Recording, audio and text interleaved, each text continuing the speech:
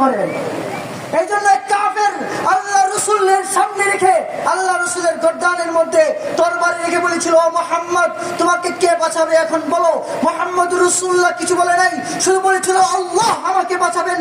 এই কথা বলার সাথে সাথে কাফের হাত থেকে তরবারি পড়ে গেছে, কেঁপে থরথর করে তরবারি পড়ে গেছে। সুবহানাল্লাহ করে আল্লাহ রসুল তরবারি নিয়ে বললেন, ও কাফের বল এখন তোকে কে বাঁচাবে? আমাকে তো বাঁচানো ওয়ালা আল্লাহ আছে, কে আছে? তোকে কে বাঁচাবে? মুসলমানদেরকে বাঁচানো ওয়ালা কে আছে? আল্লাহ আছে। এই জন্য মুসলমান হৃদয়ের মধ্যে শহীদি তামান্না রাখবেন। মুসলমান কখনো নিজেকে নত করবে না। মুসলমান তো বাঘের জাতি, সিংহের জাতি। যেখানে মুসলমানদের রসুলের বিরুদ্ধে কথা হবে, যেখানে মুসলমানদের নবীর বিরুদ্ধে কথা হবে, যেখানে মুসলমানদের ইমানে চেতনার বিরুদ্ধে কথা হবে, সেখানে কোনো মুসলমান ঘরে বসে থাকতে পারে